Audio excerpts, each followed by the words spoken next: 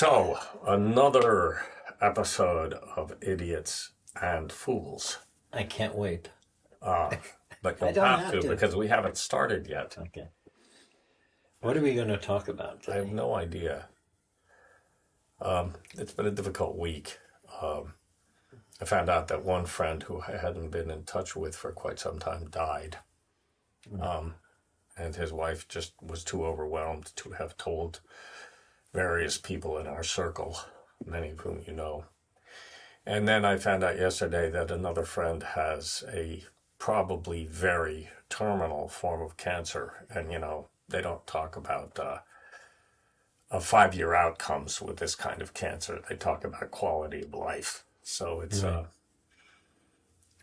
I would say it's shocking, except that it isn't, because we learn to expect these things as we grow older. But then when it's people that you've, in your own generation, you've spent your whole life interacting with, it focuses the mind remarkably, as one person who was about to be hung once said.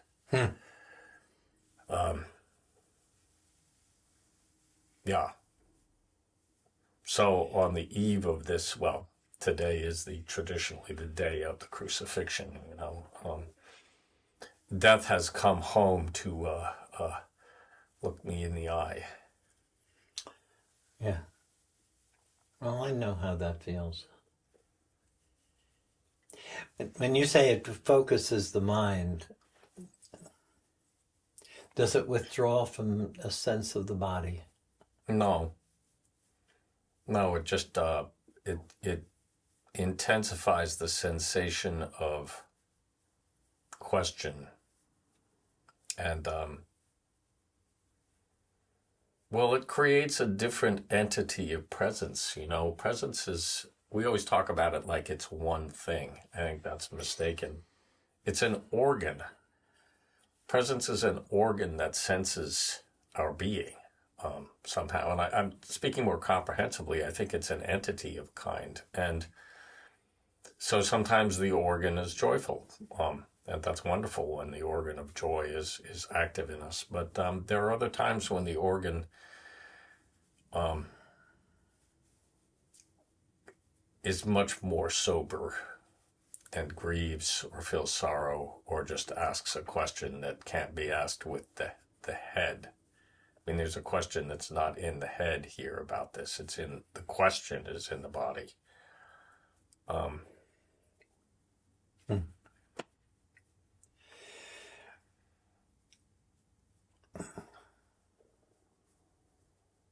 I had a train and I lost it.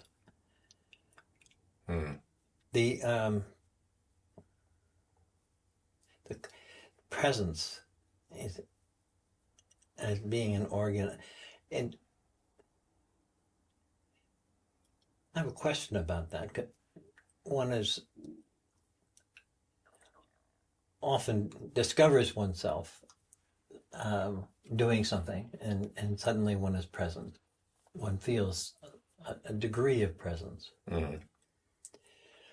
but not necessarily totally. Mm. There's typically a recognition that I'm someplace within this body, Mm-hmm. and no longer just entrapped in the head. Mm. But oftentimes not really fine-tuned to the deeper sensations or even to feeling. Mm. Although with grief there is a quality of feeling that's, over the last few weeks I've stated that I can consistently say that I consistently am aware of this as a background. Mm. That it's as if grief is waiting for me to return. But it's a presence in the body, isn't it? Yes. Yeah. So my framing of it as an organ is the idea that it is a part that is soft and prepared to take in the impression of this state, the state of my current being impresses itself on this organ somehow. It's as though there were a layer of sand and it left a handprint in it. It's that tangible, it's tactile. And that's why I think of it as a part that perceives as an organ, like an eye or an ear, but from a different angle. I mean, as I feel my body here, as I sense it and feel it, it is receiving clearly like an organ. It's receiving an impression of my life, but it's not like what I see, and it's not like what I hear. It's different. What is it? Well, in some way, I would say it's a sensation of something. Mm-hmm. But we have the eye sees, but it doesn't necessarily interpret what it sees. Mm-hmm. The same thing with the vibrations of sound. So, can we imagine that presence as an organ is the same thing? It has a sense of something, and it's what translates it into something that I identify. And as I say that, as I'm questioning, is that what I want to do? Be able to label something, or is it more important to allow it to take its place unnamed? Mm-hmm. Mm-hmm. And therefore experienced as if new. But I don't do that very often. Mm-hmm. Like as I speak, I just suddenly have a memory of my avoiding re-entering my body because there was a weight waiting for me. Mm.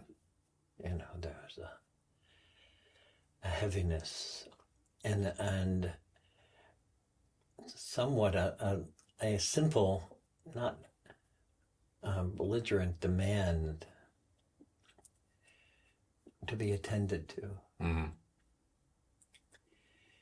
Accept it Mm. as a real tangible part of my life. If this goes on, I'm going to have to pay you for therapy. Oh my God. It's a good thing my rates are low.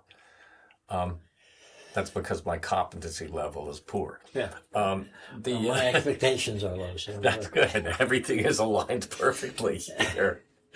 Even the audience is grateful for the events. Well, I can see where there might be an instinct, a superficial instinct to avoid, but isn't the magnetic attraction of being always issuing an invitation that is stronger than that? I mean, it's inviting I have me to say, obviously not for me, but because it's not, it doesn't win out.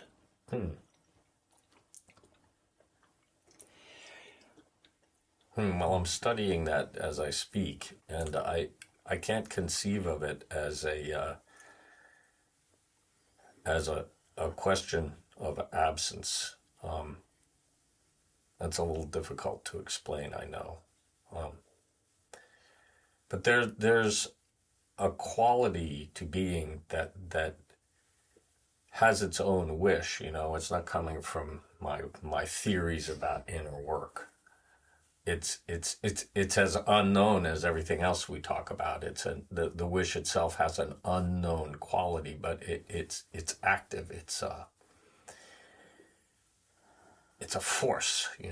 It's a force within us that is here saying, let us be together here. And I don't know anything about it. It's funny because one can live with this for years and still not truly know anything.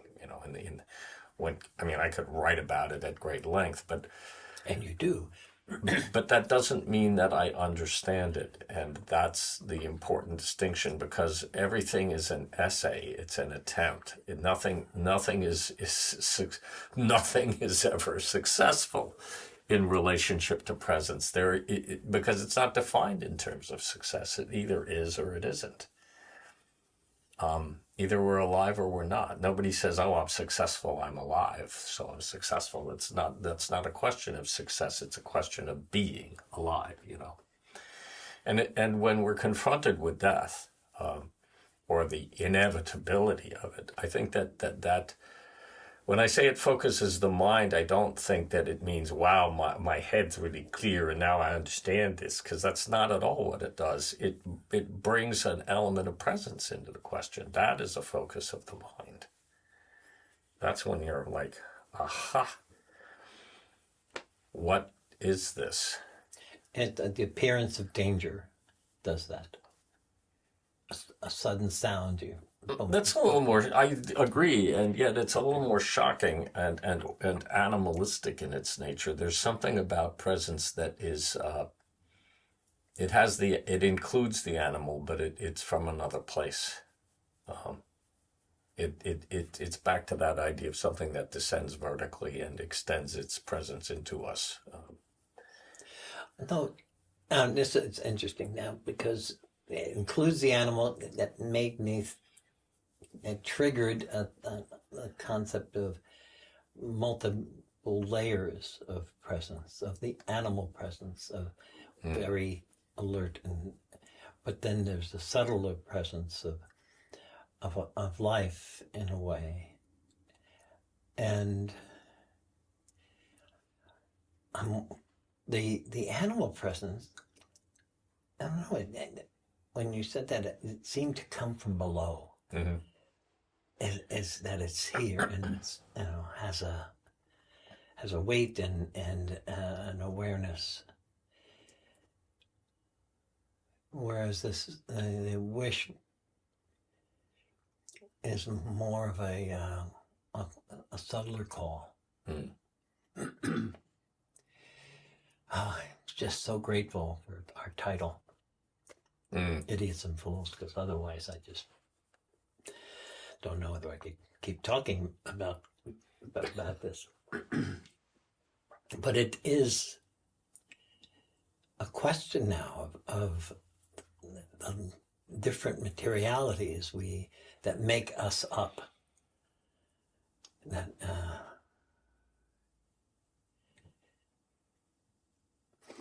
and add to the dimension of our presence. Or the dementia of our presence, as the case may be, because sometimes our presence is not cognizant. Well, yeah, I think it is a question of levels. Yet I don't know anything about that either, except that when I'm in sensation and I begin to become more cognitively aware of the cellular and molecular nature of sensation, the whole world becomes quite peculiar place. Because I was in the office with the CEO of our company, the one that I consult for 2 days ago. It was even yesterday. And we were having this ordinary conversation about a business matter, and I was very much in sensation, and I realized at that moment, while we were having the conversation, that the second part of me that was there understood that everything that was taking place within both of our bodies was the action of trillions of little molecules doing things, and that it was producing this conversation, which stretched itself out into the world and current affairs and the price of textiles and stuff. And it was a bit weird, because I saw that everything that takes place arises from a very fine substrate that we completely ignore. We pretend as though it didn't exist, and yet when our sensation is more awake, it is intimately connected to that. It's connected. So right now, as I speak and I enunciate these words, I'm connected to the, from our perspective, nearly infinite range of tiny little energies that are working together to make this emerge. And I see that it is such an extraordinary mystery. It's impossible to understand with the mind. I mean, to put it in perspective, a one-celled organism would take, if you look at a one cell of an algae or whatever, it would take something like 6 quadrillion MacBook Pros stacked on top of each other. It would take that much computing power, really. It would, for you to perform all of the molecular operations that that cell had in a single second. It's an impossible situation, and yet it's a truth that we live with our bodies. It's a truth that we live with our cells and our molecules, and we live it somehow with our words. And I've got to admit that I'm completely baffled by all of that. Every time I try to contemplate it more actively, I can understand that there is the sensation. I can understand that we have a conversation, but I don't understand anything that lies between those two things. And I'm left with a sense of, and I'm not saying this in any way facetiously, Lord, have mercy, because that my understanding is so far away from what's true in terms of the intimacy of relationship that I don't think I will ever bridge it in this lifetime in any intellectual way. It won't be done. Well, you mentioned that the mind is incapable, so maybe we have to seek elsewhere. But where? Well, but go I know not where, and find I know not what. Isn't that? It's when you're speaking about this connection or this amalgamation of life that is within us that allows us to speak, have a conversation, and that we ignore it, but we are conditioned to ignore it. Mm-hmm. If we didn't get any sustenance by bringing this up to our parents, they were, you know, or given material, the vocabulary to discuss it, to raise it. Well, if I had brought this question up in the middle of our business conversation, my CEOs and I are good friends. He probably would have laughed and said, wow, that's weird. But I don't think he would have sensed how true it was, because it's just not who he is. He's a great guy, but he's not interested in this question. And we are. We work for decades, many of us, and we say, well, I shall sense. And then we suddenly realize that sense includes the entire cosmos, all of it. It includes the grief that I feel from those who have died. And it includes a silly little talk show we have, and wars, and planets, and biology. It's all in there at one time.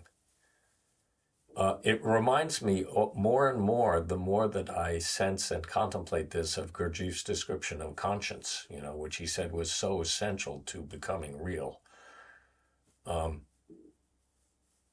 That the conscience is a wholeness of feeling in being that can somehow touch all these things at one time without damaging them. Is that possible? Or is the way for it to take place is to let them touch me? Because then I will do no harm, if they touch me. I don't know. Frankly, I don't know how to handle these things. If I don't know how to pick them up. I'm not sensitive enough. Well, you're not alone.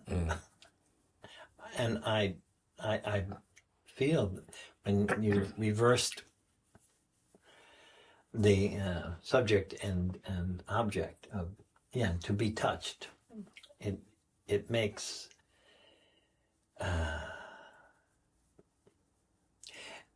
it makes it clear that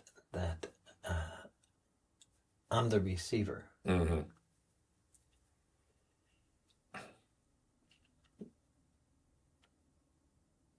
That I can be tuned, perhaps, Mm-hmm. but only with my participation in some way, and a willingness to allow this recognition of my not knowing, and recognition of Lord have mercy, of giving up to some other power. Mm-hmm. And it's not, those, both those things are so distant from how in our society we are taught to make our way, Mm-hmm.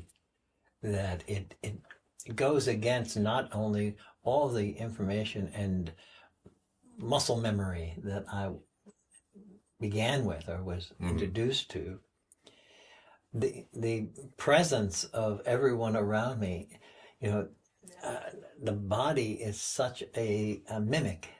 It can recreate the minutest tensions in somebody I'm next to. And if we're surrounded by people who are tense in particular ways, it's the awareness that has to be present in order not to succumb to that must be incredible. It's miraculous that we can be within this world and in this society and still have an opening to another level of questioning. Somehow, I sense the rightness of this question, the way you present it. I sense that the path to any understanding lies somewhere in the action of compassion. When Gurdjieff talked about inner considering, it's really a compassionate action where you put yourself in the shoes of the other. And you mean outer considering, or Sorry, outer considering. Yeah. But somehow considering in that way to put myself in the shoes of the other, it's quite difficult, really. I don't think of it as often as I might. But somewhere in the relationship that we're supposed to form with the world and everything in it, not just the people, but the animals and the things, there's a compassionate path somewhere. There's a thread of that leads through it. So it's essentially, in the end, the awakening of a feeling capacity. Conscience is a feeling capacity. It's an organ of feeling that senses what's true in a feeling way. And when I talk about the mind being sharpened, it's got something to do with that, because there's an acuity to the intelligence of feeling that's just not in there in the intellect at all, because that's not how it works. And it's got a nod to it in sensation, but sensation has got this kind of objective faculty that is weirdly both committal and non-committal at the same time, and yet feeling commits to everything. Every time it comes along and there's anything real in it, it goes in at 100%, and it's that's an extraordinary experience when the feeling agrees to be here, and I can feel 100% of the world. I always call that glory, because there's something extraordinary about it when it takes place, beyond any measurement. And as I began, as I said when we began, I don't know what to think of this. I can't make anything of it with the head. As the Germans would say, das geht nicht. It can't be done. It's not possible. So what are you trying? I mean, if it can't be done, it is, again, we go back to our being touched, our being called. Mm. And someone, I was, had a group meeting earlier in the week, and afterwards, somebody mentioned a reading and during which they felt the need to comply, that their role is compliance. Mm-hmm. And I was taken aback because I had not thought of that word as something that I would apply. But it felt, because of something I was wrestling with that day, exactly the right word. You know, you've had that happen, Mm-hmm. where someone just, it's like a duck comes down with a word in its mouth and it answers the inner question. But as you were talking, it felt, yeah, this is one must comply to this call. Mm. And it's done by giving up what is not compliant. Mm. See, all of your history as a compliant officer could pay off here. Well, it's an interesting question because it's not the same word as obedience. And it's not the same word as yield, but I would use all three words to help round out the description of the question. And I always tell people that when you are a compliance officer, you don't tell people they have to comply. What you do is you assess the risks for them as to what will happen if they don't. Because in many instances, when you advise the CEOs of companies as to how they should comply, they decide not to, because the risk is acceptable. We're in a different piece of territory here. We don't recognize the risk. Well, we don't. I mean, we're warned in the religions that there is one. That's a pretty consistent warning. The Buddhists have their hells too, filled with demons that will haunt us. But I've always felt that I've always used the expression obedience myself because to me, obedience is an alignment of my will with something that is higher than I am. I really believe in this concept of alignment, not as an intellectual question, but as a physical experience of being. And that is compliant. But it brings up something from Meister Eckhart's talks of instruction, where he says it is much more important to be good than to do good. Because if you act within being, and that is your essence, then everything that takes place will be good, consequentially. So can I be in such a way that then obedience and compliance arrive naturally? Because when they arrive at the expense of my own will, it has already become a struggle with the ego. And I'm not saying we don't need to do that or that it's not a real thing. I'm just saying that, is there a place where my unknowing is so deep that even that is no longer an option? I wonder. What do you think? Yes. That was a great answer. And it was said with conviction. We're at 29 minutes, and we should probably wrap it up. But expand on that for a minute. I'm interested in how you... I did not think about it. Good. And instead, I went with a sense of something that just appeared mid-chest. Aha. And With the I allowed the explosiveness to come through.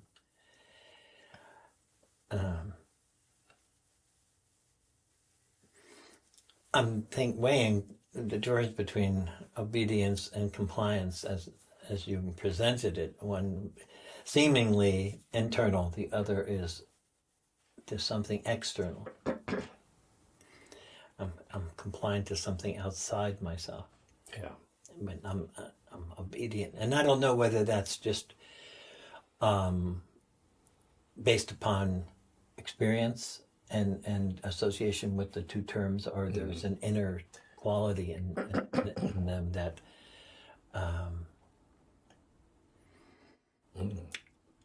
that defines that.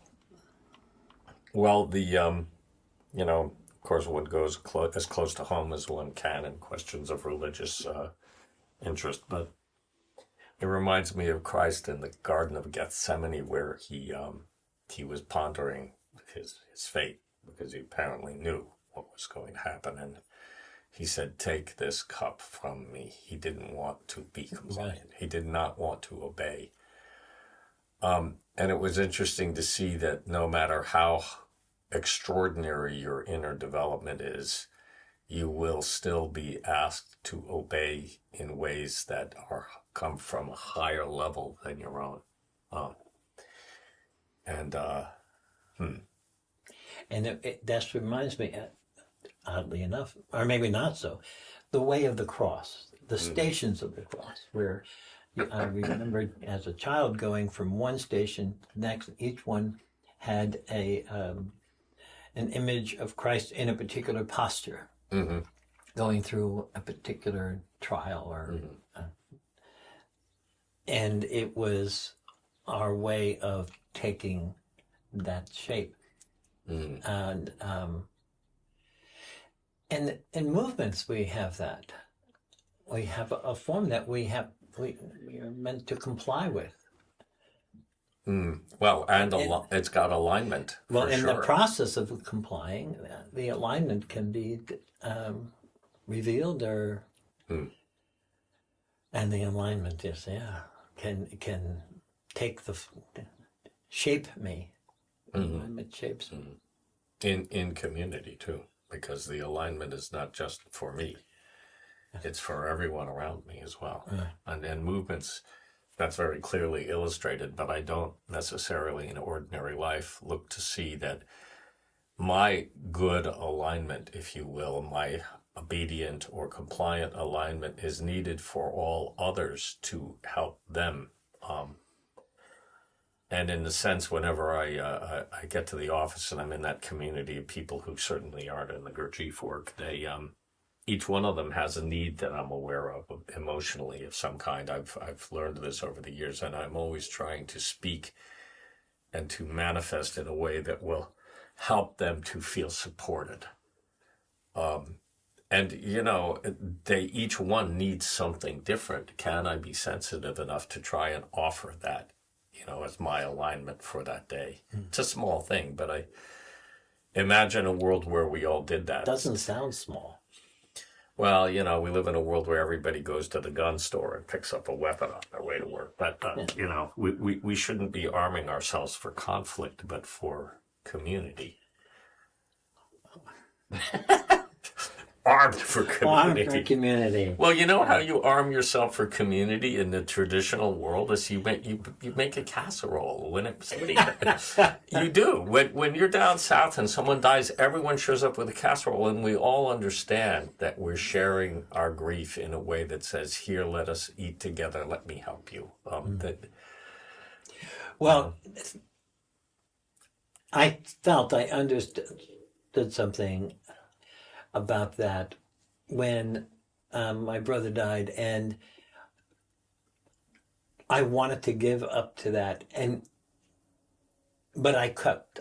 I had to cook, and the cooking process was a buffer in a way. It took me away from that, and so I had a wish for someone to show up with a casserole, so I didn't have to interrupt my giving up to this sense of loss and also of release, and that I felt with him.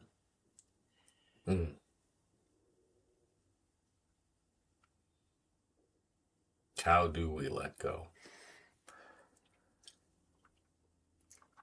I think it takes preparation. Oh, yeah.